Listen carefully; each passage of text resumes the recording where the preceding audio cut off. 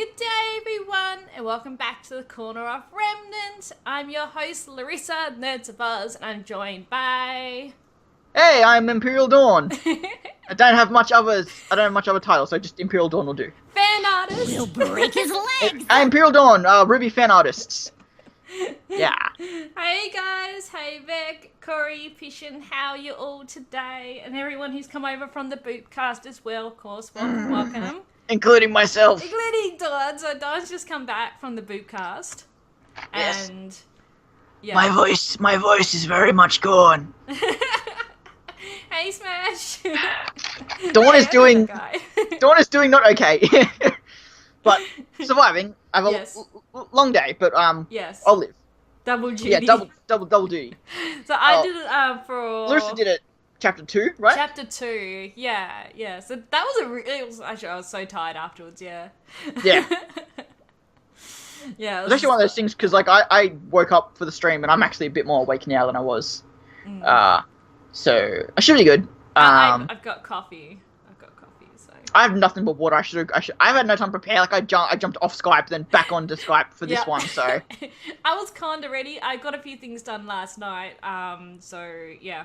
Yeah. So that was Like, good. normally I have, I'm like, sorry. tweets and videos and stuff already. I'm just like, I'll just retweet whatever Larissa says, so. Yes. Yeah. So I've got the RWBY alerts set up properly now.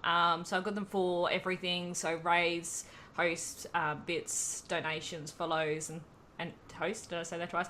Anyway, they're all set up now. I heard toast. Toast! I want toast now. I'm going to make toast after this. Toast. Sorry, noob, that one's turned off. Hi. So just the RWBY SFX commands are on, guys. So I'll just type that. Don't worry, you don't need the command. We all know she's cute. You don't need the command. I'm not cute. Okay, Stop. if you're not cute, then you're at least cosplaying RWBY right now, who is cute. Take that, then. Ning, ning, ning, ning. I got Get you me to a drinking. spit take. After this episode, I'll tell you, I've been really wanting to cosplay someone else. So, even looking up patterns, so, and other things, and talking to Mum about it. So, Nice. because I really want to do Kari from Kingdom Hearts, but Yeah. it's just I can't get the material here. Like, Yeah, because she has I'm not a Kingdom Hearts fan, but I know she has like a very like unique, lot of different patterns and stuff on her design and stuff. Because for Kari's outfit, it would look a lot better with pleather material, so fake leather material, which is what I used in my RWBY outfit. But my local Spotlight store doesn't actually stock it at the moment, and they're not getting any in anytime soon. So I have to get it online. It's really expensive, and then colours and all of that. So I mean, I remember I paid like a lot of money for my Whitley vest. Yeah. So I got it off Amazon and ended up paying like double the price for like next day delivery or something, because it was only like 5 days before Supernova. yeah. So yeah. Yeah, and a reminder, we mentioned the Boopcast, there is a spoiler GIF on Rooster Teeth that isn't even the RWBY Rewind preview. Right. So I saw the there's tweet. 2 senses his of legs. previews out there. Vision. Also, thank you, Corey, and back for the host as well before. Yeah, thank you everyone who's hosting, commenting, lurking. It's all really appreciated. Yeah, and those watching on YouTube, of course, as Yeah, well. 100%. I did see the tweet. I have turned the autoplay off, which is annoying at times, but it's really good at this moment, because I saw was just the screen cap, which wasn't, to me, that spoilerish. That's a good idea.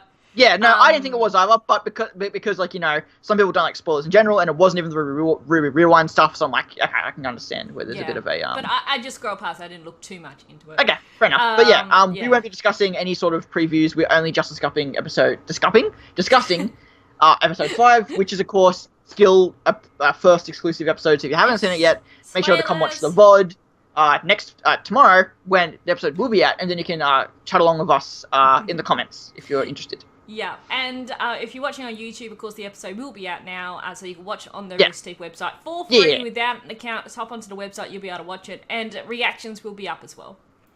Exciting. Yes, very excited to see reactions for this episode, because not even the thing, just in general, this is one of my favourite episodes of RWBY, period, just because of all the character stuff in the non-thing exciting bit of the episode. Yeah. Just as a whole, really good.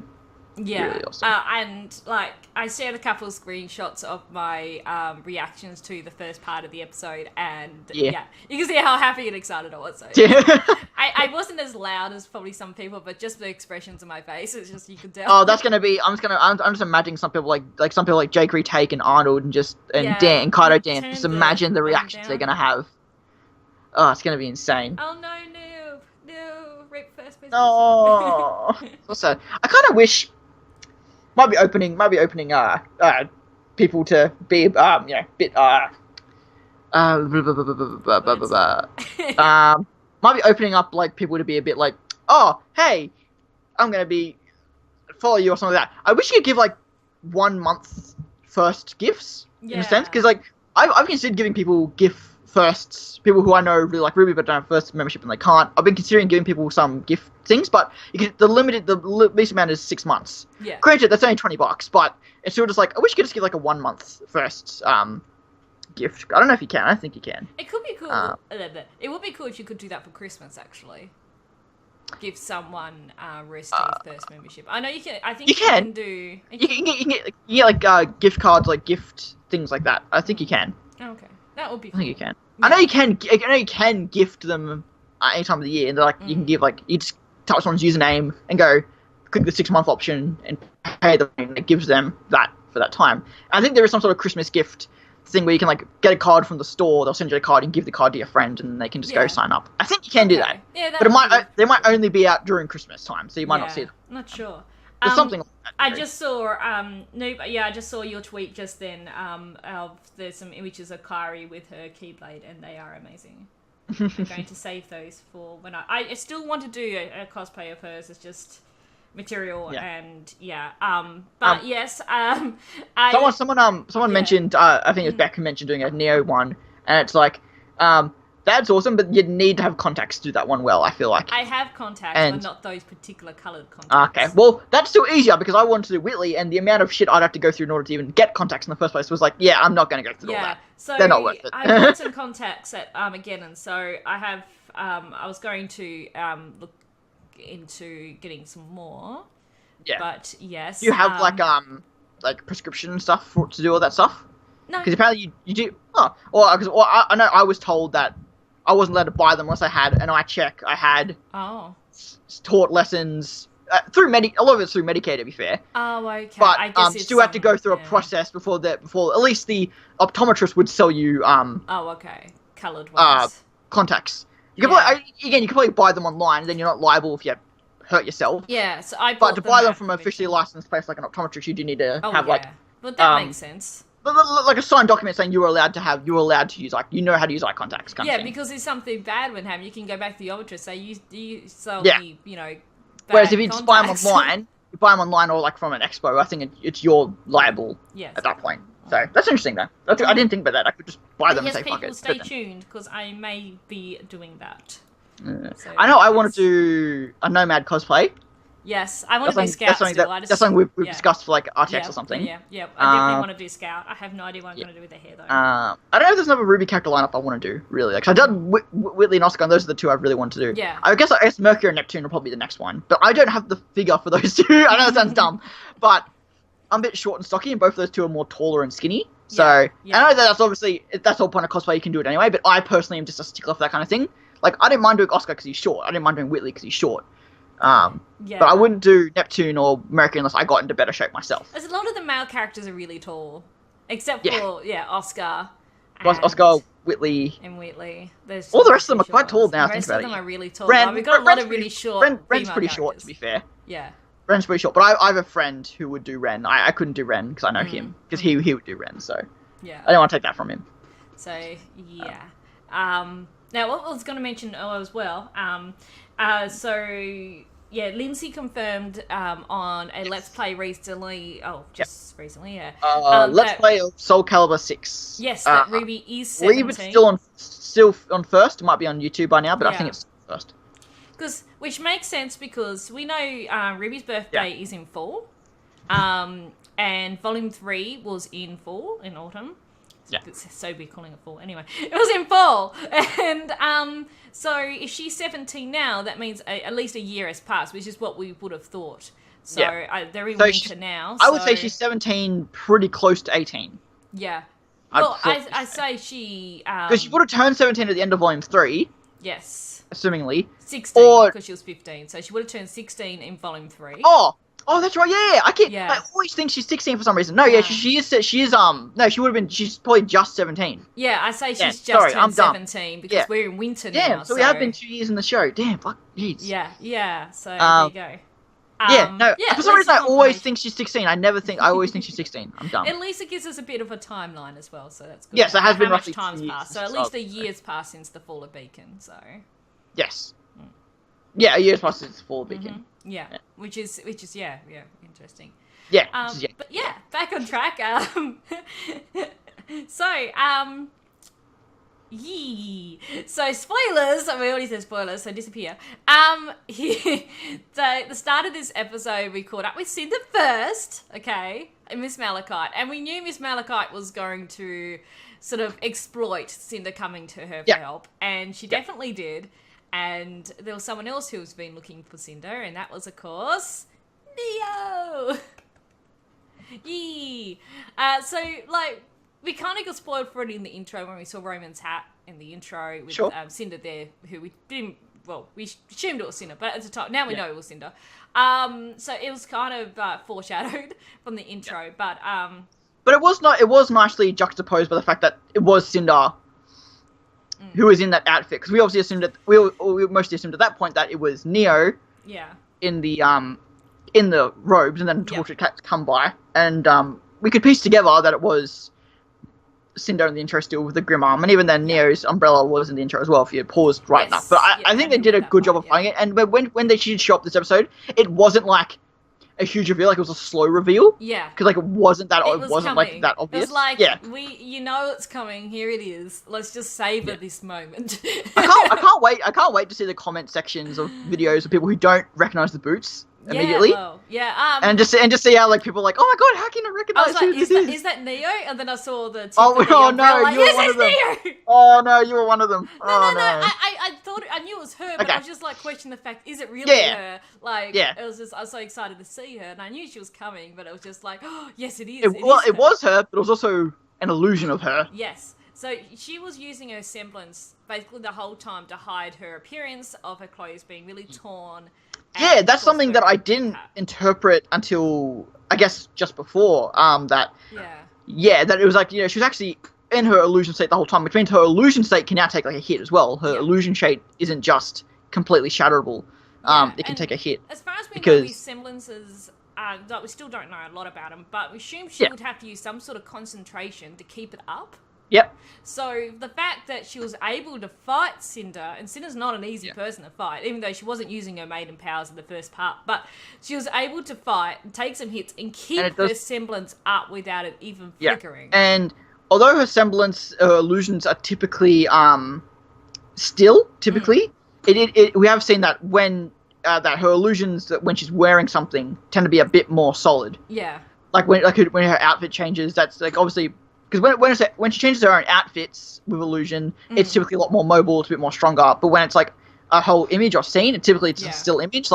When Yang punched Neo and Roman that's true, in Volume 2, Chapter 4, that was a still image, I guess. Not image, but a still of that scene as they disappeared. Yeah. Whereas when it's her clothing, it's a lot more. It's not still. Basically. It's when she does the whole shattering thing, it's very much a bit it reminds me of Blake's semblance when Blake does her clones, where it's there and then she's not there sort of thing, but instead of just fading away, it does the whole shattering effect. It does have a sense of invisibility to it almost. Yeah.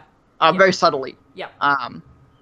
So it's great seeing her back. Neo's my third favorite character in the show. That fight was so good. It was so good. It moved so well. It had a couple voice lines from Cinder in there, Neo, what are you doing?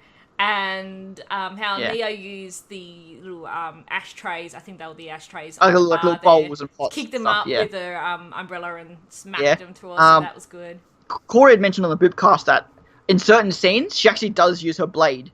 Okay. For swipe, she blade out, will swipe, and the blade will come back in. She's so quick. That was a really nice touch. Her eye color didn't change throughout the fight. No. and I chalk that up to being, well, it's typically a confusion or intimidation tactic. Yeah. Neither of those are going to work against Cinder. Nah. And yes, she looked scared at the end there, and her eyes didn't go white, but those were apparently just a glitch when they first happened when she saw Raven. Well, she wasn't terrified like she. No. I think seeing Raven just come out of nowhere would have been with this mask extremely on terrifying. and sword, and it's just like. Oh shit! But with Cinder, and also Nia's a lot stronger than she was back when she saw Raven, which was such an awesome little detail that Cinder mentioned. Yeah. Not necessary, but it was just such a nice little appreciated detail. Yeah, and I saw some people talking about. Oh, I can't remember. I think I saw it on Twitter now. With some of the effects, if you stop the episode at a certain point, especially where they're on top of the bar, you can see some really solid sort of slashing effects, and they really kind of emphasize the whole impact effects. A lot of people were saying they didn't like them. I liked them. I didn't really notice them because it just added to the scene, and the sound effects I really liked too. That ties into the RWBY Rewind episode where they had the sound designer on. I haven't seen that yet. And they were talking about things like that. So that's always really cool. I love when they because I remember they had the sound designers back on like in Volume 5. And there are bits of Volume 4 and 5 I didn't like sound design-wise, just the choices they were making. But I really liked the sound design in this episode a lot, especially a lot of how quiet it was at some points. Yeah, and just the so contrasting to Ruby's usual score. The glass effects and all that kind of stuff. Yeah, I also love Mrs. Malachite, Miss Malachite in this as well. So, maybe we should put away the good glasses. Or I love dinner at a show, but it's time to take it outside. A few people said that they didn't like that because it interrupted the fight. Like it's cut the flow. I just agree. I actually liked the little break. Yeah, it didn't disturb the fight to me. Like if the fight had just continued on outside, it didn't change the scene to me at all. No. The fact that Malachite interrupted. Yeah, and I think Miss Malachite could tell when Cinder used her maiden power there with the punch, the Fury punch, the Grand. That I think it's time we push him out. That's actually a really, really good point. I didn't think of that. Because it'll show up to that point, really. Because obviously Cinder's still in hiding. Yeah. So she didn't use any of her powers. Yeah. She just fought Cinder hand to hand, which is a nice callback to like her skills that we know she has, like back from Volume 2. She can fight hand to hand. We just hadn't seen it for a very long time. Yeah. Exactly. She wasn't using her weapons. She wasn't using her powers because she wanted to remain hidden. Same with Neo, like not using her blade. Like, she doesn't want this to look like a murder attempt necessarily. Yeah. And then when Cinder finally does use her powers, it can chalk it up to being nothing more than just a dust punch. Yeah. Yeah, they didn't like being interrupted either. But I thought it was funny. I liked it, and then they take it outside, and that's when the real it gets a bit more real.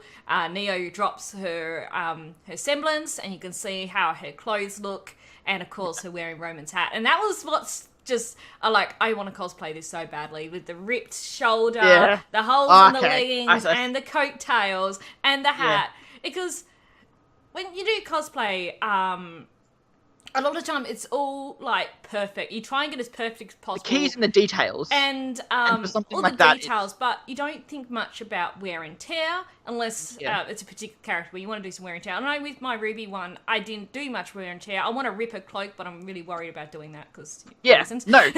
Yeah. And Crescent Rose, of course, with my making out of foam, it's a bit hard to make a bit more wear and tear. I have considered it, but with Neo's, I love it because it shows what she's been through, and to do a cosplay showing damage to the outfit, it like portrays a story, and rather than just one that looks spick and clean and new and just made, rather than actually showing damage. No, that's a really good point. I remember, in particular, in terms of damaged outfits, I remember photos you got. I think it was at Armageddon Expo. Yeah, I believe. Where you'd done stuff all day and you went and took photos, or was it like a supernova or something? Oh yeah, it was when you went and took I had photos, that professional photo. Yeah, professional photos, and you're saying like, oh, I look so sweaty and tired, and why does it have to happen at the end of the day? I was like, well, that's cool because like obviously like in Volume 4, RWBY, she would like that would have been a look she would have had a lot of the time. So again, the wig was really all bedraggled, and the corset wasn't sitting quite right, and I looked all sweaty and horrible. Yeah, but I think that really added to it in terms of like Volume 4 and stuff. I thought. Yeah. But speaking of like outfits, I wasn't the biggest fan of Neo's Maya model at first. it just didn't look right close up. From far away, it looked like really perfect, like when you just had the far away shots. But I chalk that up to the fact that that's not her, like, that was a one-time use model for the fight. Yeah. Her true model is the tattered version, which does look a lot better. With the hat on, it just looks better to me. I think the reason why they did that in the bar fight was because she was using her semblance. So of course, no. It kind of, in a way, when you watch it back now, like, it doesn't look quite right because it's so clean and like, just and because it's just saying because it's like an illusion. That's also it adds to that. It adds to that. That's what I sort of thought too, because it just looks so. Just seeing the comparison of that. It is always weird seeing. It is always weird seeing old characters from Poser in Maya. It always has been. And then you see her, like, her old torn and tattered with the hat. It's just the comparison being because they put more effort into that model because that would probably be her more long-term model. Yeah. Whereas the previous clean model was just a one-time use. They didn't need to put too much detail into it. And like you said, it helped the fact that... but it was maybe. But I've also heard the idea that she might get a new outfit now because she had the tattered outfit. Maybe. Yeah. Which I wouldn't mind. She didn't have a new outfit, but then again, she just probably just hasn't had the time or the money to get one, or why? I'm curious if my outfit. Cinder's going to get a new outfit, or if she's going to keep her civilian, or is she going to go back to her dress? I think she'll get a new outfit. I don't think she'll go back to her dress. I think it'll be something a bit more practical. I hope so, because it took me a long time to tolerate that outfit of Cinder's. Yeah. Compared to a Volume 1 through 3 outfit. I saw a poster. She has a poncho. That's actually a really good point. I didn't even think of that. Yeah. I thought maybe she'll have, like, leggings or some sort of pants, which is more practical than a dress. And see, Sibby and Cizzy, I actually like Neptune in Maya a lot. I really liked how Neptune looked compared to Poser. So it's just it comes down to, like, preference and looks and stuff. It's just weird seeing characters after, like, in the new engine. Yes. After not but then you see characters like Tyrion and Watts and Hazel. And you're like, how would these guys have looked in Poser? They probably look so bad. Yeah. Because you've only seen them in Maya. Yeah. So it's really interesting how that looks. But yeah, I'll be very interested to see if Cinder gets a new outfit like the one in the poster there. Yeah. Don't mind me. I'm just fixing your window. I just realised I had moved it. Sorry. Fucking earthquake for a second there. Everything just shaked. So outside. So yes, Neo's revealed wearing Torchwick's hat, and people so are like, sad. why was Neo going after Cinder? And as I said in my reaction, and I say now, it's because Roman wouldn't have been killed or got involved in all of it if it wasn't for Cinder. Cinder's the one who recruited him into her plan, and that's why looking at the bigger picture. Exactly. So she could go off RWBY and get rid of her, but that wouldn't really satisfy her. Doing as she would, as a huntress and things. So she was a pain, and Neil will probably go after her next anyway. Probably was the plan. But Cinder was the main reason why Roman got involved and why he got killed. And also from Neo's mind, she probably just assumes that Ruby did kill Roman. Yeah. Well, the thing, she doesn't know what happened. Yeah. And I thought it was weird because how did Cinder know about Ruby That's what fighting? Beck mentions. Yeah, that was what I thought too. The conclusion I thought is because of the Black Queen virus and Neo took a photo of Ruby. Oh, she might have seen that would have scroll. Yeah, because they probably had the Black Queen virus probably is probably connected in all the networks to each other. I don't know. Again, that's reaching. I get that. But I didn't think about that till this morning when Beck mentioned it. Like, that's a fair point. Or maybe Cinder just assumed it was Ruby was involved. But either way, like, she probably heard about Roman complaining about Little Red, because she referred to her as Little Red, which is what Roman called her. Or at the same time, Cinder might not have any idea and just trying to be manipulating Neo. Just mentioning Little Red because she wants to kill Little Red. So it's like, who knows? Maybe I can get Neo, not knowing that Neo actually does want to kill Little Red. I also think Neo, at the moment, she realised she's out of her depth with Cinder with her maiden powers. You could just tell the look on her face. She goes, only with her maiden powers.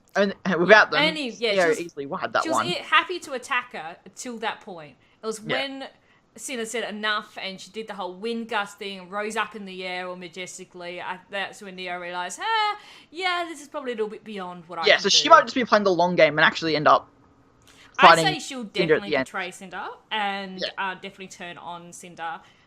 She's not just going to be easily swayed by that. She just realises now it's not... She doesn't have a heart of men. So, and also I thought it was good with Neo actually hit Cinder in the scar with her umbrella right as Cinder said enough too. Oh, so I didn't even realize that. I didn't realize why that hit was so significant because he hit her in the scar. That's a great point. Scar, that would have friggin' hurt. And I didn't even at that point, Cinder was just sick of it. It's like, enough! I don't want to play this anymore. That's a really good point with the scar. Yeah. So, I'm curious, do you think there's a possibility of... I know there are a lot of characters that are pegged for this right now, but do you think there's a possibility of Neo being redeemed at any point? Or do you think she's just going to betray Cinder and still be in it for herself and still be a bad guy? I think it's... Because we don't know a huge amount about Neo, I still don't think she will be redeemed as such. Yeah. I don't think she needs to be. I think the popularity alone doesn't necessarily mean she has to be a redeemable character. Like, no. Emerald is a bad guy. People like her, and there's enough there for I think people to like her more. She turns good. Well, Neo is popular regardless of how she does. Yeah. Neo is popular regardless if she's a villain or not. Neo also reminds me a bit of Adam in a way, as much as I hate Adam. But remember how in the Adam character short where you went to stab that guy straight away when they were attacking that facility? Well, Neo went to do the same thing to Yang when she got the upper hand and went this, without sort of thought, she just was on a killing spree basically. As was Neo Adam, so they had Neo that has sort this of drive too. Sorry, go ahead. No, that's right. I was just saying that sort of violent drive. Yeah, there's the comparison there. Neo has this really, has this really kind of naivety and innocence to her. She's the innocent killer. She's not young, but I think Neo's older than our heroes, but probably younger than Cinder. Yeah. I get the feeling she's around a similar age to them, but yeah, she may be I would say she's probably like 20, 21 maybe. It's hard to tell from... It is hard to tell. Yeah. But again, she could be our heroes' ages, I really don't know. I think she's definitely younger than Cinder. But she has this innocence to her where, she can't talk. She doesn't realize the kind of consequences of what she's doing. Like, she doesn't consider murder or killing someone being a bad thing. No. It's not because she's bad, because she's just innocent in a sense. Yeah. She's blindly going after Cinder when, she could be going after RWBY kind of thing. Like, she just has this charm, I guess, as much as murder isn't a charm. But she has this, innocent to her where she can be manipulated, she can be talked around, where she's like, but yet she's still so deadly, and that's such a dangerous combination of innocence. She's very unpredictable. A killer. Yeah. But yeah, her love and loyalty. She doesn't do anything with malice, I think. Yeah. She just does something, she doesn't realize that it's bad. And I guess, in a sense. She had this love and loyalty for Roman, and that's what's driven her now on this revengeful path. Well, as the music sort of, when you... Now that you mentioned that, we hadn't talked about it, the new song. Yeah, it's so good. That we got so good. My favourite part of it is just the fact that it says Time to Die and a reference to Die, which was the song that played when Neo was first introduced, so I love that reference. It's called One Thing. Go check out Flint of RWBY's Twitter or YouTube for the lyrics and stuff. There's a couple other lyric videos out there as well. Yeah. It's a very simple song. Like, Die was like a broad song on like the state of the world kind of thing, whereas One Thing is very much a self-centered song on Neo. And for a character that can't talk, a song like that is really important to a character like Neo, because she obviously can't speak, so the music would really help her get through this. And on the RWBY episode, which was all about this fight, there was a big thing about, Neo's animation had to be perfect. One, because her fighting style and just her fighting was so synonymous with the series. Like, she was always the best fight in the show. Yeah, it's just... going back to Volume 2. So, to have her style. And, so I'm curious if they waited to bring her back until they had confidence they could kind of do it. Did they give her justice, which I think they did flawlessly here. Such justice. They did, definitely. It just felt like fights from previous volumes, Yeah, it felt like a Volume 2 fight. Yeah. A bit faster and a bit of a different style. Yeah. But just as satisfying. Very close. Probably as close as we've had to the Monty fights, I'd say, definitely. Obviously, Melanie, who's the lead assistant animator, did a lot of this. There were 3 other animators that helped out. Please go check out her Twitter. She links them in one of her tweets. I don't remember their names, unfortunately, but they did such a good job here.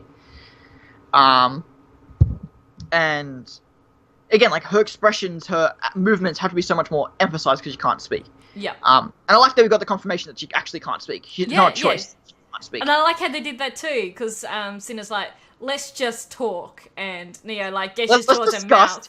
let's discuss how we kill her together. Okay, let's talk. Let's talk. Right. Right. This is like, all right. Have you watched the episode with subtitles? No. Because no. at that subtitle, it says well, not right. Oh, okay. Like, as if she's questioning well, so I want to have to... Something like that. Have you ever watched through episodes, I think, since episode 1 with the subtitles? So no, 2, 3... I've watched some of Arnold's reactions. They've had the subtitles on them. Have you noticed how the subtitles are, like, ahead of the episode? Yeah. They need to be a little bit behind, if anything. Yeah, because that's something that I noticed, and I'm like, that's why I don't watch them at first with subtitles. It's kind of like spoilers. Yeah, I was going to say Arnold, he spoils himself reading the subtitles because they're I understand why he has them with the subtitles on, and that's because he gets so excited and carrying on, he doesn't hear some things that are said, so he has the subtitles on so he can read them. And I get that. Like, I'll be talking sometimes and I'll miss something. Yeah. And well, that's the thing. In Red vs. Blue, his reactions to that, he like had a rant on one episode about like, hey, I'm talking, I'm still listening. Yeah. So he's very adamant the fact that he's still paying attention even if he's losing his shit. She often does. So he's like, I'm still listening and paying attention. Then there are others like Jake Retake who would lose his mind, but he'll rewind the episode if he misses something. Yeah. So it's just different how people. Well, I'm always listening, but there were some things that I may just miss. Quite often. That's why I always will rewatch the episodes afterwards, and that's why we have these discussions. Yeah, so that's exactly why. So and if we miss anything, make sure to tell us ahead. Oh, yeah, I always get told. I was just wondering if if anyone else had the advanced subtitles, because I was wondering if that's just a thing of me or if that's something other people have I think that's just done with the site. If the subtitles are brand new, this is the first time we've actually had them on the website. So I've heard that the translations along for the other languages, the translations aren't right. And again, like they're not, like they're not. Yeah, there's something they brought in just here. They'll get. I was gonna say as well, the lyrics for the Neo song. So I've got them up here. It says, "Kill for kill, eye for eye, blood for blood. It's time to die. Retribution tastes so sweet. Gaun's the life that he gave. Now revenge is all I crave. Retaliation soon complete. I had one thing and you've taken it away from me. A single light, a single friend, but you made that end. There was one thing to help escape the misery, and now it's all disarrayed. You took my whole life away. You sent me back to nothing. Now you'll pay." So I'm really excited for when we get the whole song, because it's really going to be a really good background story song for Roman and Neo. And I think even now that we've got Neo back, we might even get a bit of background story for the two, maybe how they met or something along those lines. I don't know. I'm hoping. But so that was that. It was a really cool song. I love it. Yeah, one thing I really like is just the placement, the fact that we got a song in the middle of the volume. Yeah. Because that was my biggest problem with Volume 5, and that shows you how much I liked Volume 5. That was my biggest problem with it. But the fact that we didn't get any new music, the only thing we got like, it didn't get a song in episode 1. We got This Life Is Mine in episode 2, which we already had heard. And it didn't get anything till the finale, really. Yeah, till the second last episode with the Cinder and and they got two songs back to back in episodes 13, 14. Like, nah. Yeah.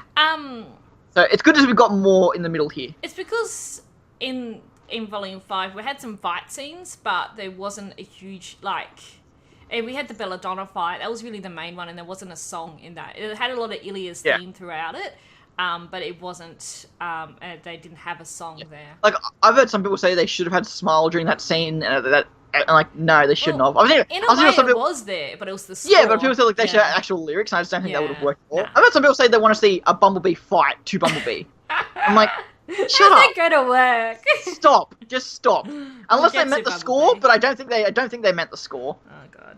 I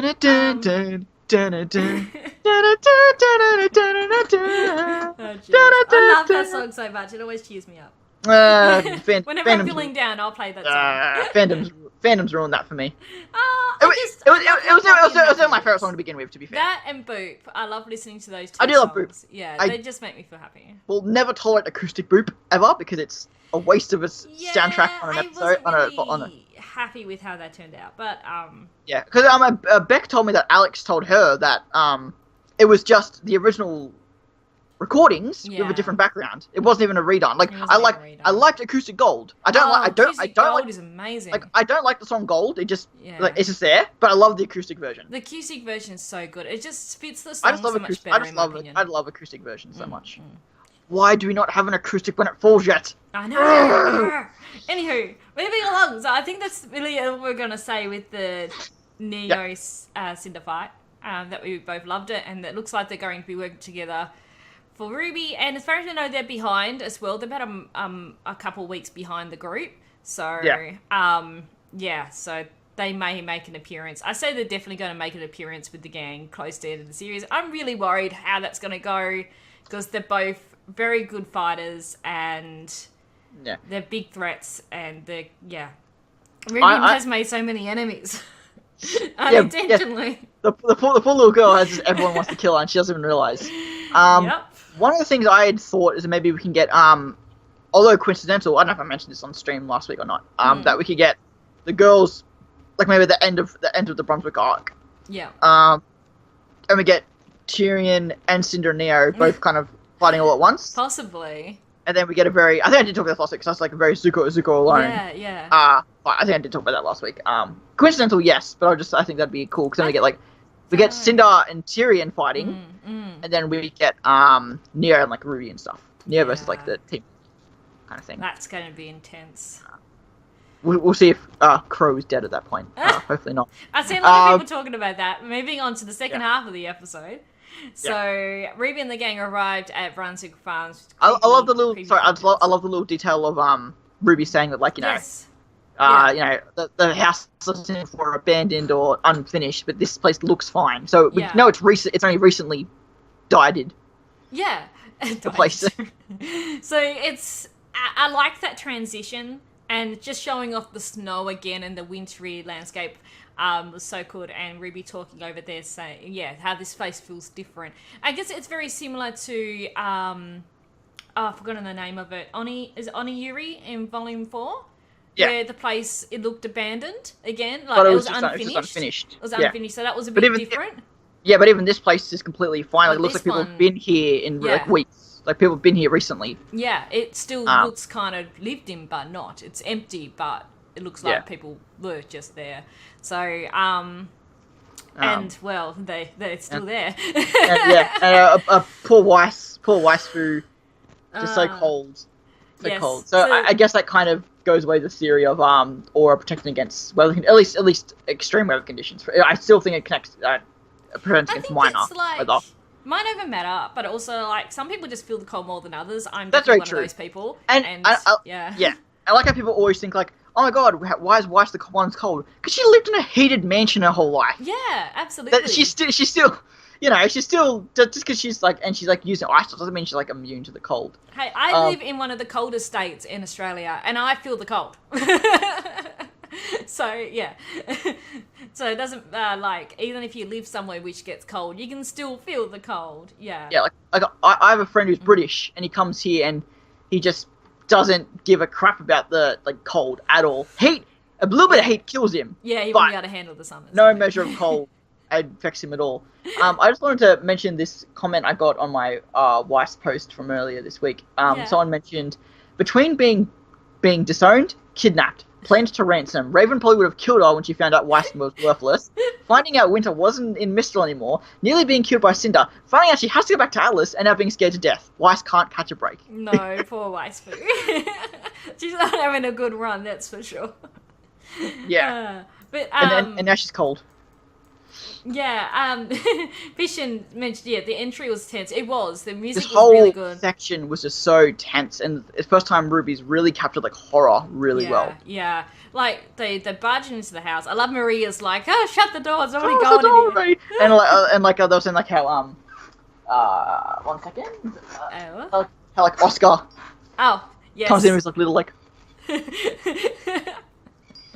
and like how RWBY comes in with a scythe, even though it's too big for the door frame. It's too big for the door. But it's like, well, everyone complained that she only had a gun form, so fuck it, we'll just give her a scythe form, even though she should have had a gun in this situation. Yeah, but I think gun form probably would have been better, but anyway. But I think that was just the RWBY just saying, hey, careful what you wish for, kind of thing. Yeah. So, and then I liked how they sort of separated a bit. Blake was going to go start a fire. Weiss and Yang were going to find blankets. And RWBY... it was Blake who came up to RWBY looking at and again, a nice little RWBY-Blake moment.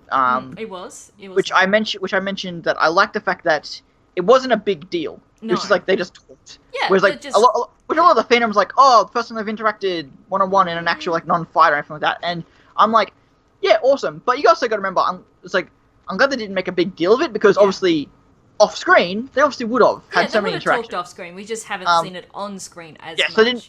I'm glad they didn't make it a big on-screen And it didn't deal. Feel weird or anything. It just felt pretty normal. Like, what do you think happened here, sort of question. And then... And I've said on Boopcast, I'll say it again here, as well, everything I'm saying here I said on Boopcast, that Kara deserves so much credit for this episode.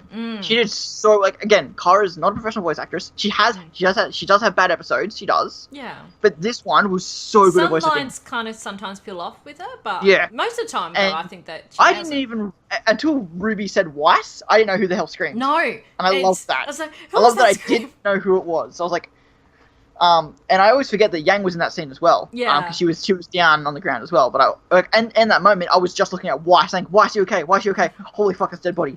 I didn't even see anyone else in that room. Okay, we've seen dead bodies before in the show, but we've never actually seen really skeletons in the show, Jesus. Yeah. Like, we saw Vernal's face a bit and, wide-eyed. Saw Vernal's face, saw a skeleton at the Grimscape. But this was, to me, this felt different in the fact it was people in bed, pale skin, blackened eyes. This was an animated dead body. This wasn't a dead body this wasn't a body that was limp. This was someone who animated and modeled a dead body. Yeah. It was just, it felt like it was really dark and a really first for the show where there's not, we've had people, who are being cut in half and you just see their body laying there in the background. You don't really see much gore or anything. You just see, like, Vernal was really the first time we actually had a real close-up of a dead face, really. Wide eye, closing the eyes down. But Penny's doesn't really count, sorry. But I was just thinking that, I was like,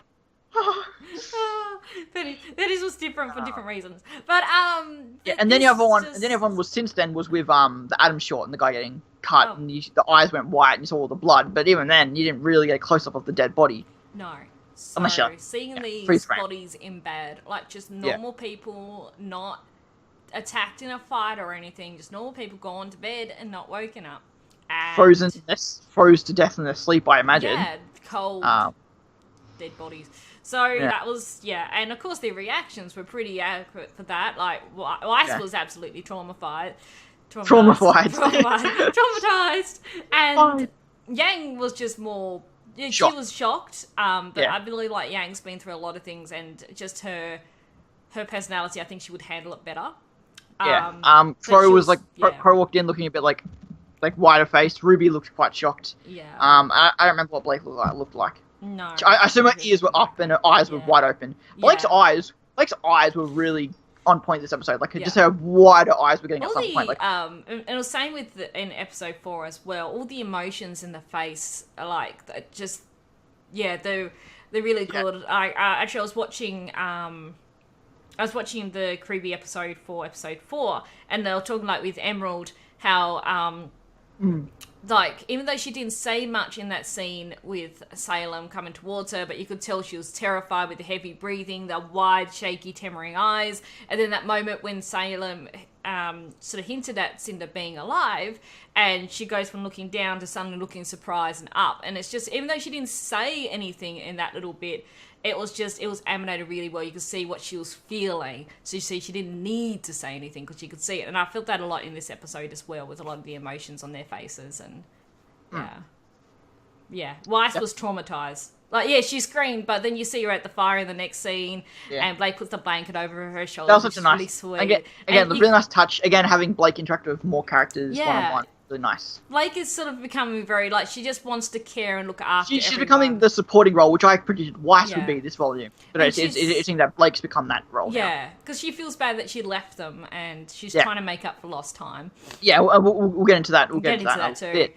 But But Crow coming back in, like, it's the same in every house. And again, like, Blake's eyes to that reaction was crazy. And Maria's like, let's find this book to read a bedtime story. Yeah, it's like, well, might as well get comfortable. It's like, fat chance. Fat chance. Yeah, she's seen enough. She's seen so much in her age. She's fine. Yeah. She's cool. She's handling it very well. And then RWBY, again, being the awesome leader, as we keep mentioning, which at this point, like, it's almost like it feels dumb to mention that because at this point, that's established. Yes. But yeah, it's just like, hey, well, what would we do if we weren't in a trauma situation? What would we do in the situation? I was like, well, we'd look for supplies, maybe a car or whatever. Yeah, exactly. I will say that I didn't feel it until Beck mentioned it. That Oscar coming in and being as positive as was the episode was a little jarring, a touch. Yeah, I think he's just trying to move from what happened. Again, without Ozpin, his biggest inspiration is RWBY. Yeah. And in Volume 5, RWBY was that very optimistic, kind of just like happy-go-lucky character. She's a bit more mature now. But Oscar, that's all he has to go after. It's just RWBY. I sort of felt like, it was a little jarring, but I also felt like he was just trying to move on from what happened. And, but it wasn't until I actually thought about it that it wasn't like in my face. Yeah. And if it's not in your face, then I don't think it really matters, really. In terms of like if something's jarring or off, like if it's something you have to think about to notice, then does it really count? So I don't know. Yang wasn't super happy about going around to look for a car. But I think what that was, and I had to probably rewatch it again. It was Blake who suggested that let's go. Yang and I will go look for a car, and I think Yang was thinking, I'm going to get confrontation with Blake alone. Perhaps was the sort of thing. But then she said anything to get out of this house. So I think she wanted to get out of the house, but it's just I don't think she wanted to do anything really, but she also didn't want to be in the house. So it was just really conflicting for her at the time. It makes sense for her being moody, like. Well, yeah. One, obviously because of the obviously past reasons. But you got to remember too that wake up in the morning, go to the train station, go on a train all day, be in a huge fight, get in a train crash, have your mind exploited for probably hours getting story. Yeah. Your mind probably got really exhausted doing that. Then all the energy it was complaining of Ozpin, then walking through the snow to this house. Not just of why these guys are tired, the mystical reason why they're tired. They're all probably just naturally tired at this point. So they're all a bit moody. They've been through a lot. Like they've been through a lot of shit. Like this whole volume has been a day so far. Yeah. Think about that. Like the quickest volume we've gotten, the quickest volume we've ever gotten was Volume 3, which is like a week. Half this volume's been a day so far. Yeah, yeah. That's insane. There's been a lot happening, and they've been through a lot, yeah. I, for one, am a big, I completely understand Crows, I completely understand Yang. I know some people, seemingly that Yang has become the new Jean and Blake, the character that people just don't like. Mm-hmm. Because they don't like her angstiness or her moodiness, and I'm like, I get that some people find that annoying, like I do get people, but I'm one, I like drama. So I like those kind of moments, and also she's not being unreasonable. It's just I could argue that Blake in Volume 4 was unreasonable. I disagree, but I can at least understand that she was a bit annoying. Yeah. To a degree, not really. Or her son was annoying, which I disagree, but I understand.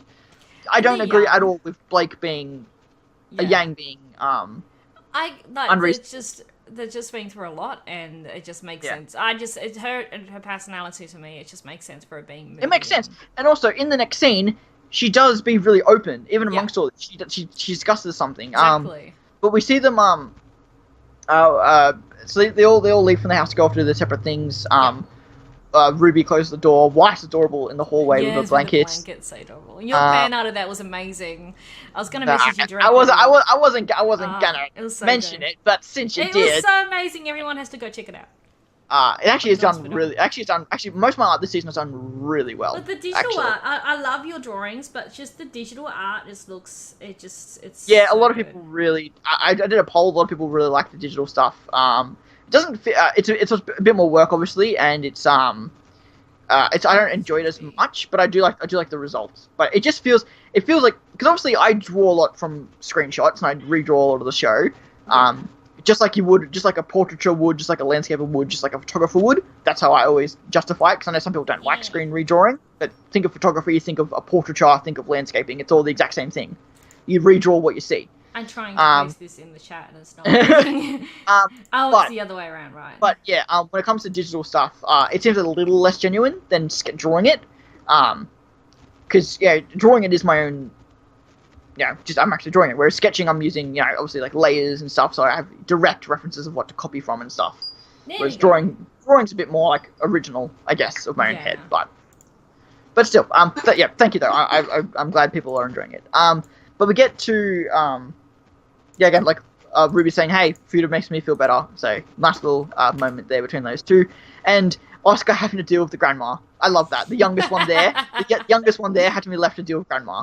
Yeah. And he's just like, and I'm the exact same way. It's like I love my grandma, but it's like, okay, fine. Stories. Oh no. I'm curious what the eye was. What that represented. Well, it could be a 1. It could be a numeral 1. Volume 1, yeah, it could be a 1. That's That's because a lot of people are saying I, and I'm like, well, it could be a numeral 1. So. Yeah, Sibian, I really like doing like the stone glossy look of the eyes. I like, because that to me makes it look a lot more original. But yeah, I know some people said that they don't like that look, but sorry. I liked it. But I do put a lot of details into the eyes at least, because I think that's like texture's always a hard thing to do, because obviously RWBY is bland and like it's just like no. So I always like to add textures to it, but it's hard to get it right sometimes. Yeah. But eyes I can always really easily add texture to, so that's why I do it.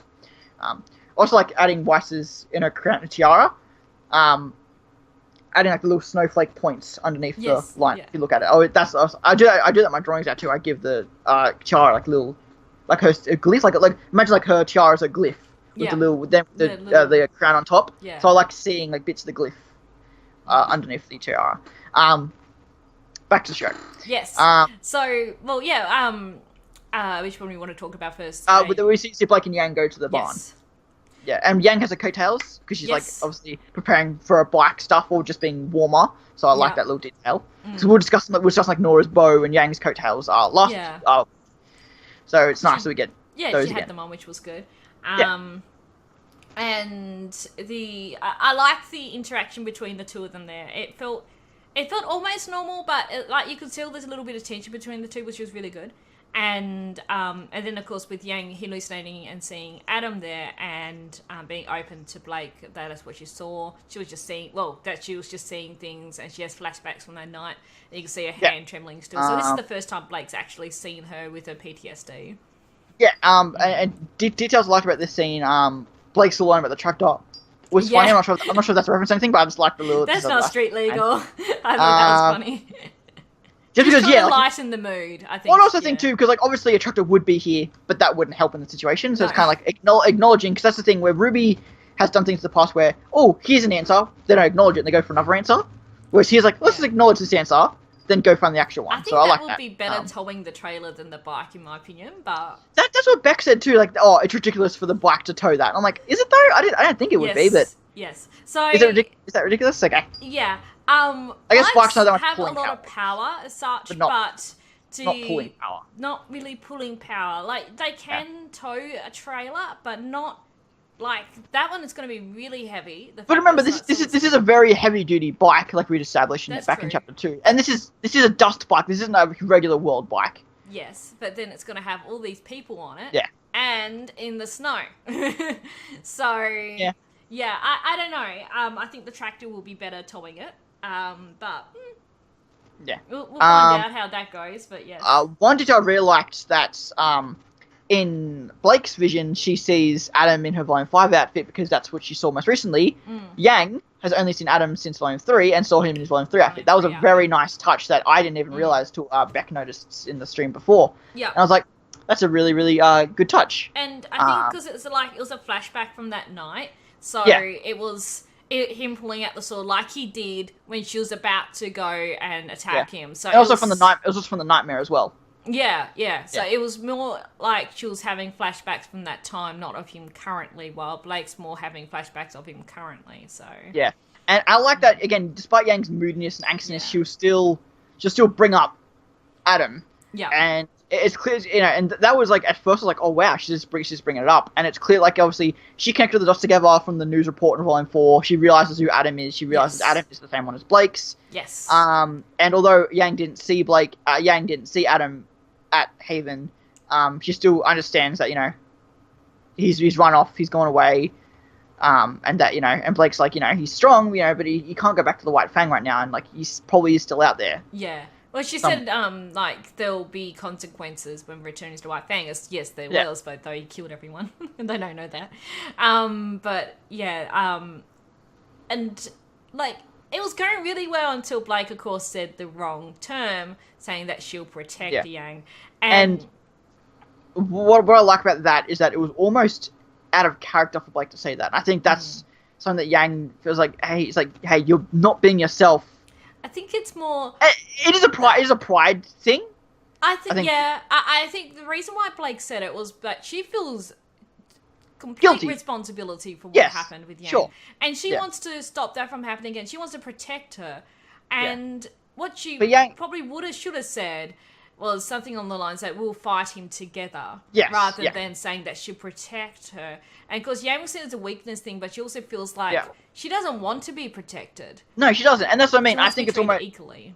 Yeah, and I also think that again, Blake wouldn't say that. Blake wouldn't normally say that kind of thing. I'll protect you. That's not something Blake would say. Yeah. And Yang sees that she's just trying to butter her up, or just trying, just trying to what's the right word here? She's trying so hard. She's very trying. And Yang said, we're fine. You don't need to try. And she's getting like annoyed at like how hard Blake's trying. Yeah. And also with Yang, also to Blake, she probably sees Yang as someone with disability. Yeah. She sees Yang as someone who needs help, and obviously Yang's pride, and obviously what Yang said back in Volume 4, this is normal now. Yeah. She doesn't care that she has a robot hand. She doesn't care that it's not her real hand. This is just her now. It's her now. Yeah. To her, this is no different than her having a real hand. So the fact when someone points out her hand, but not being her real hand, it bugs her, because she took her a while, such a long time, to kind of realize, to accept that this was normal. That this is the new so then, when someone brings up that it's not, it's like, I worked so hard to accept this was normal, why are you trying to put me back down to being disabled when I'm not? Yeah. And the fact that Blake actually holds her robot hand and saying this as well. And again, you'll see that like Yang appreciates this. Blake appreciates that Yang brought it up, and that Blake appreciates, and Yang then appreciates that Blake said, "Hey, I'm not leaving. I'm not going to do be this leaving together." You. I'm staying. But but went too far. Yeah, she said the wrong thing, and I guess like she's trying to do the right thing. It's just going about it the wrong way, and hopefully she'll soon find out that we'll break his leg. Thanks for the host, Amazebot. After like an actual confrontation. Yes. Because if this is all we were going to get, which I don't think it is, if this is all we're going to get, this was actually a very nice, peaceful conclusion to their issues. I think we're definitely going to get more of it. I'm saying if it was a conclusion, I would have liked this as being okay. I don't want a peaceful conclusion, but this was still actually quite nice. I was surprised. Yeah. I do want a confrontation, not necessarily a fight, but I do want a confrontation. Yeah. And again, although this was really nice and peaceful, and this worked out well, obviously it did. It's not a conclusion. Yeah. Yeah. Exactly. We still have more, which is awesome. And then we moved from there to Ruby and Weiss, they're searching for food. And I like how Weiss used with Merton Aster and lighting all the candles. Yeah, it was really that was very cool nice. Seeing the flames go to the candles. It's like how? Because it looks cool. It Simple looks as cool. that. yeah, it was cool. She's using the fire dust. Yeah, of course. I remember seeing one person be like, "Oh, hey, look, it's Weiss, Miss." Magic isn't real. Then played that scene, and I'm like, "Oh, shut up, shut up." And then the bar, and Ruby's like, "Yeah, maybe we shouldn't lock this place back up again." Yeah. She's worried about Crow drinking. Yeah, that's a really nice touch, and it's the first time that his alcoholism is a serious issue in the show, not a comical part. Yeah. So that was a really nice touch. Ruby's really worried about him. Yeah, and Weiss is like, oh. And then they go into the cellar, and I liked how Weiss sort of rolled her eyes and eyes of wine. Yeah, when it comes to wine, that's when Weiss is like, great. I love that detail. Yeah. That like alcohol, it's like, no, great alcohol. Wine, alcohol. At least we won't have trouble starting a fire. Yeah. Someone mentioned too. It was Corey mentioned that. I wonder if he thought that was going to be like a powder keg. Like if they need to escape this house for whatever reason, they're going to blow it up or set it on fire because all the alcohol that's in it. Maybe. I also thought it would have been a funny thing if Ruby just takes the alcohol and starts throwing it on the fire just so Crow can't get to it. Just throws it in the chimney. God. There was a little bit of discussion there too before they did go to discover the cellar. So Weiss is having doubts about going back to Atlas, and it's like, well, are we still going back to Atlas? Are we really taking the relic there? And Ruby's like, yeah, why wouldn't we be? You know, to her, the mission hasn't changed, but the others are down, like, is this really what we're doing? And so really good too. So Weiss is so used to being told what to do, so I like how quickly she flipped. Yeah. Because her whole life, the second she has an opinion, her father would have just told her, say this, and then she's like, flip. So I like that she still has that trait to her, which, like, granted, she's tired for reasons other than the day she's had. Yang too, hint hint, wink wink. But yeah, it was a second of like doubt. Then it's like, hey, no, because Ruby was so stern. It's like, no, we're still going to do this, and she's like, yeah, no, yeah, you're right, because she's so used to having that reaction of just when someone disagrees with her just agreeing with the other person. Yeah, I like that. I like the fact that Ruby's mindset now is getting the relic to Atlas, because that is where it's safest. We can't take it back to Mistral, and we can't keep it on us. No matter what they're doing long run at the moment, they need to get this relic safe. Yeah, we haven't discussed. We still don't know if Ruby's long-term goal was still to defeat Salem, but for right now, the only thing that matters is getting the relic to Atlas. What we do after that, we'll just have to figure it out when we get there. We really just won't know. And I think there was one more detail. The beans? No, it was during the chat. It was during the little conversation. So it was... again, it's Weiss doing everything in her power to not go back to Atlas. Using any excuse she's going to come up with just not to go to Atlas. She really doesn't want to go back to Atlas, so... Yeah, she really doesn't. I don't blame her. They get like the nice little like chibi animations that I love them and throw in there every now and then. Ruby's face with the beans is so adorable. I know that there's... I think the beans reference all 4 characters. Yeah, I heard about that. I know there's 3 beans, the 3 bears for Goldilocks. Shrimp flavored, Blake cat. Yeah. I think. I mean, I don't know what the other... I don't know how they relate to Weiss or Ruby. But it's it was just cool where it's like Weiss again from Privilege, canned food. Put enough salt in anything, it'll be fine. Yeah, but then she's like, better than nothing. But I seriously hate this place. Yes, and I like that. I like how often, Weiss really hates this place. I love just how much they keep referring to that. Yes, everyone's hating the place at the moment.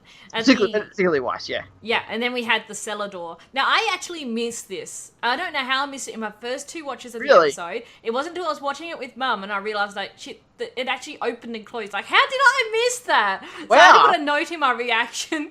I had to end up rendering it a second time with a note saying I missed it. Because I don't talk about it in my ramble afterwards. But yeah, it actually lifted up and closed. And I was like, So, what do you think it is? Well, I don't know. I was watching a little bit of the Beepcast and you guys talking about the nightmare. I had heard about a theory about that, and I think that could be something. Yeah. Kind of like small Wendigos that cause sleep paralysis, basically. The idea is these people are falling asleep, getting sleep paralysis, and because of sleep paralysis, they're freezing to death in their sleep. Yeah. I guess. I also haven't seen Day 5. I know very little about it. I haven't either. So I didn't mention it in my reaction, so I'm probably going to get some comments. They're like, it's Day 5, it's Day 5. I didn't even put 2 and 2 together until I was reading the spoiler chat in my Discord.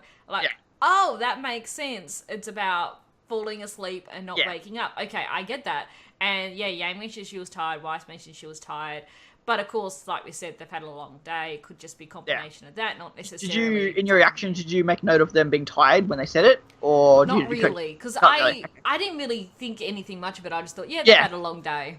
Yeah. They're tired. No, I didn't. I noticed it, but I didn't think on it until the second time watching. I'm like, okay, which I kind of like that. I kind of like in reactions. Not when people miss stuff, but when people don't blow shit out of proportion. Yeah, I just didn't see anything. It just made sense to me that they've had a long day. So I'm probably going to get some comments on this, my reaction, but Anywho. I would biasedly I'd say Wendigo, but that doesn't have much Truth, because I just love Wendigo. I think something to do with the Nightmare. Nightmare, I think, is likely. Headless Horseman obviously connects to Brunswick. Yeah. But I don't think there's a Brunswick. Yeah. I don't think there's a Headless Horseman down there. And also, someone told me, they were mentioning that it doesn't have to be a Grim. It could be like a spirit or something else. It could be that's true. It might not be a Grim. Geist. It could be a Geist Grim. Yeah. I would guess the massive tentacle arms. But we already saw Salem use that in the previous episode, and in the intro they sent more symbolical, especially for Crow. It's definitely symbolical in the intro, but it could still allude to something happening. I actually saw someone post in my Discord. I think it was in Discord. It was, I think it was something about a mythological creature. Was it you, Pishan? I can't remember. I'm not going to be able to find the damn thing now. That it could be some other mythological thing. Yeah, because I don't know that many mythos that connect to sleep, but Nightmare is definitely one of them. Yeah. So there's another thing, which could be like the Grim Arms and things, was the Hecatonacheirus Hunt. That's right, it was Hunt, not Pishan. Sorry. These things were giant creatures in Greek mythology. The name means 100-handed ones, and apart from being 100 hands of unfathomable strength, they also have 50 heads. It's from Greek mythology.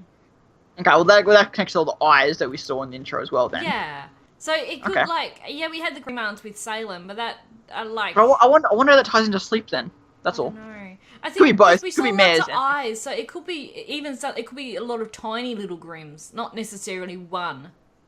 It could be a little ones or something. It could be like a bunch of nightmares and like the knuckle of his arm stretched, or it could just be like a symbolical mix of the Grim Arms from Salem and the nightmares. So it could just be a very symbolical mix. It could be a mixture. Because, That's true. I'm really not sure. I'm very interested to see, obviously. I'm really nervous. 15 hours now? Yeah, I'm really nervous about it, but I'm also excited for it. It's just one of those... It's a bit like with Chapter 7 in Volume 4. I was really excited for that with the Tyrion and Crow fight, but I was also really nervous what was going to happen. Of course, Crow got injured. Like obviously, because we have red flags with Crow, obviously. Now there's a question if he'll make it through the series or this volume. If something happens, Maria isn't going to run away very fast. No.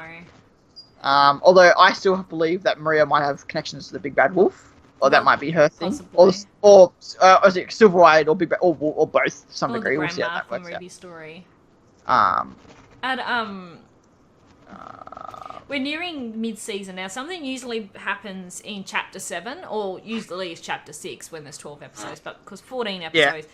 Chapter 7, so it's the mid-season. There's usually a mid-season fight of some sorts, or something big usually happens mid-season. So, Melanie again was hyping up this episode like she was episode 5, so I'd assume there's another fight in here. There's going to be a fight of some sorts in here. I assume so.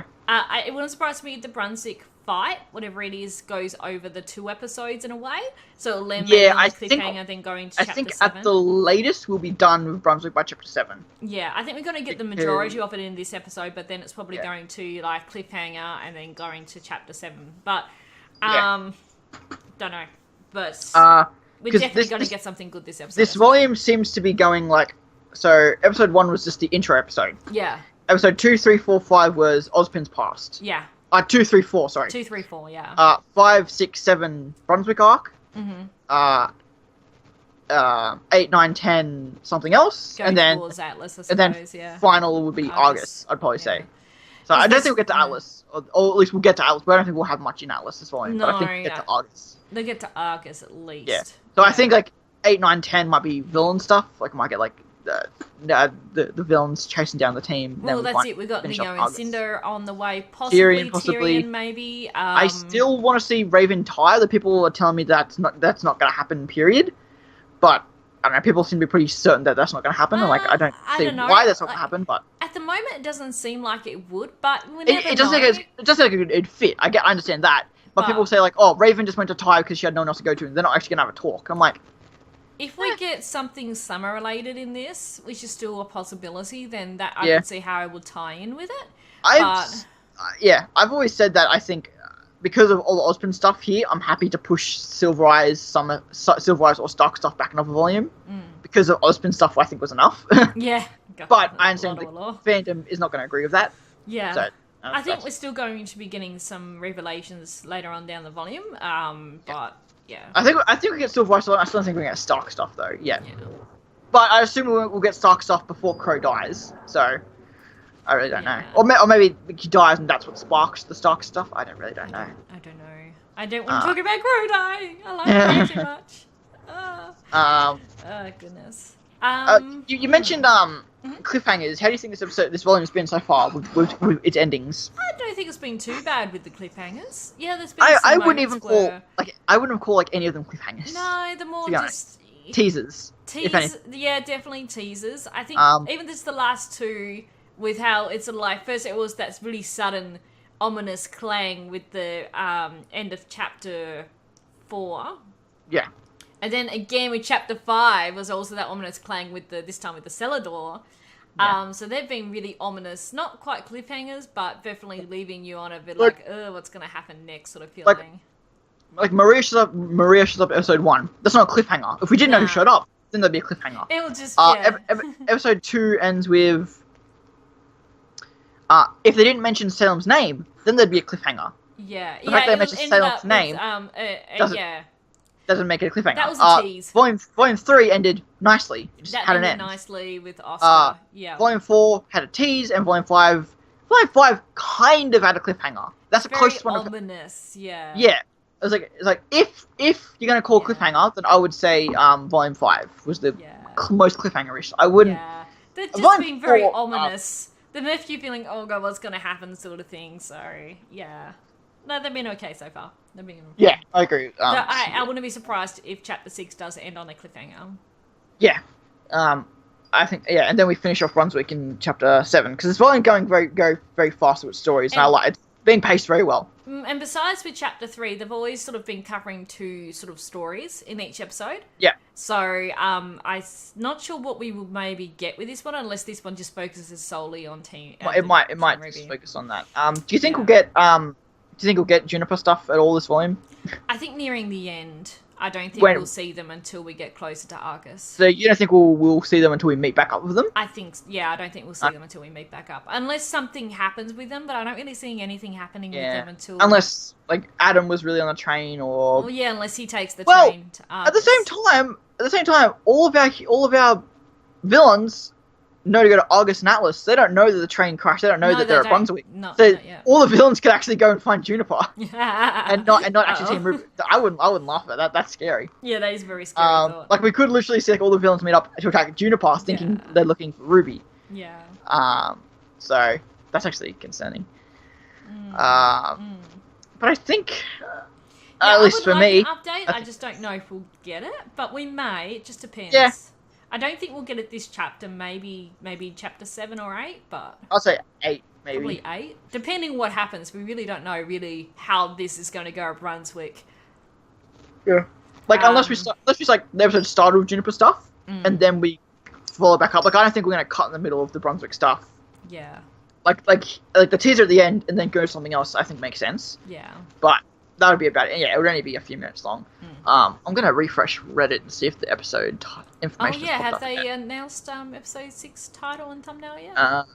No one's announced it. Someone might have leaked it. Because usually we would know by now. But not always. Most well, last week we got super early last week. Yeah, we did. Because they had it ready. No, nothing. They're probably hanging on to it close to the chest until it's... No, normally it's Verve that posted out. Or like leaks it, because Rooster Teeth website doesn't do that anymore. It used to. It doesn't do that anymore. It doesn't have it on their schedule anymore. It doesn't show up on the schedule anymore. So no information on it yet, or maybe it hasn't been posted to Reddit yet. But nothing I can see at least. I can check Twitter, but they don't normally post it to Twitter. Okay. Given where the rewind started, I think it was from the middle of the episode. Okay, yeah, because I haven't seen the rewind preview. Yeah, it'd probably be the middle of the episode or like the start. It wouldn't be it was nothing like.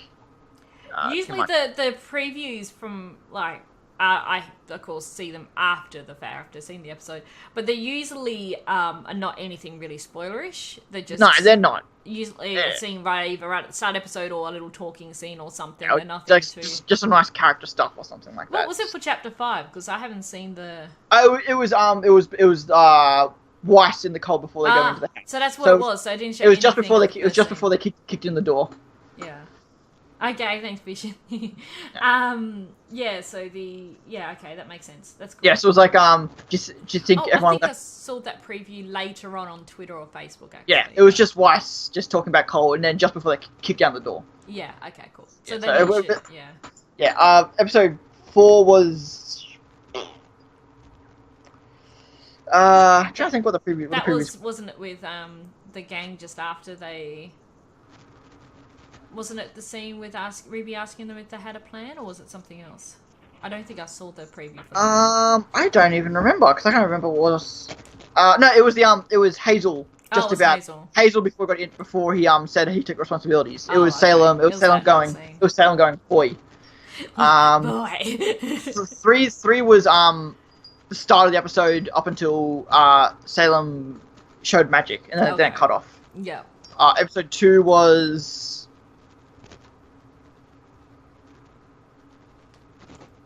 I'm trying to think what episode 2. Was it something to do with... No, it wasn't to do with Cinder. It was definitely Team... Oh, it was Yeah, it was just after the crash and it was like Yang saying how about no more lies and half truths. And then it cut off just as Ozpin said, "I did not lie to you," and that cut off before Weiss can speak. Okay. It was with Defense's old lady. That's what it was. Yeah, it was that up until scene. right before Weiss made the comment about the relic. Yep. Yeah. So the previews haven't been all that good, but I still get It's still I obviously avoid it for reaction's sake. Yeah. I just don't watch because I do my reactions, of course. Yeah. Ugh. But I don't know about you, but I think I'm all. I'm starting to get a bit tired, actually. Does anyone have any questions before we wrap up? Of course, if you're watching on YouTube, pop the question in the comment section, and I will respond to you. I've been a little slack with catching up on comments. I really need to catch up on comments in the last few episodes as well. So I read them. I just don't always get a chance to respond. For me, the policy is typically if your response is going to be just a thank you, then I'm probably not going to do it because I can only say thank you. I may be a thesaurus on the word thank you, but there's only there's a limit how many ways you can say thank you without saying the same thing to every single comment. I just saw Rooster Teeth tweet something saying, RWBY fans, be the very first to see new action from Genlock this weekend. Watch the new footage before RWBY Volume 6, Chapter 6. So I guess there's maybe a preview before the episode comes out? Yeah. Like how there was a preview at the end of episode 14? Maybe. Yeah. So I guess if there'll be like a 2-minute... So take 2 minutes off the timer, I guess, for what next episode will be. Yeah. There you go. Okay, well... Yeah. I think we'll wrap it up because I'm getting tired, sorry. Sorry. It's been an exhausting couple of days for me. Yeah. But yeah, make sure everyone to wish Larissa the best. She's had some few injuries as of late, so make sure give her all the best. Well, your back's been sore as well, hasn't it? Oh yeah, my back. Yeah. Just falling apart. It's all good. Yeah, I hurt my wrist. It's a lot better today. So yeah, I should be right to get back into my streams as normal on Monday.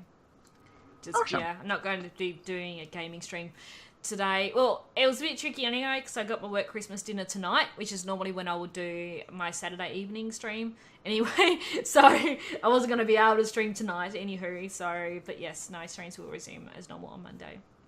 Yeah. And I'll be posting my October stream highlights video very soon. I've got that finished, so that's going to be going up.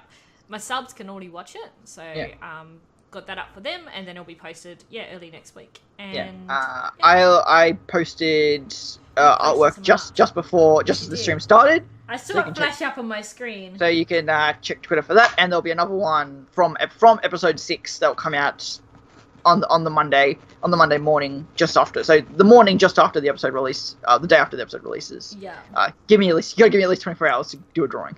Yes. It gives us time to. And then Thursdays will be digital stuff, and then Saturday will be a drawing that you guys might get to vote on. Just depends how stuff goes. So typically it's like Monday's episode release, Thursday digital, and then Saturday's a poll. Yeah. That's how it works most weeks. Okay. But sounds good. Change. So yes, make sure you follow Anton on Twitter to not miss out on his artwork. Yep. And his DeviantArt page as well. It's all in the description below for those who are watching on YouTube. And if I'm just going to remember the command. There we go. Ha.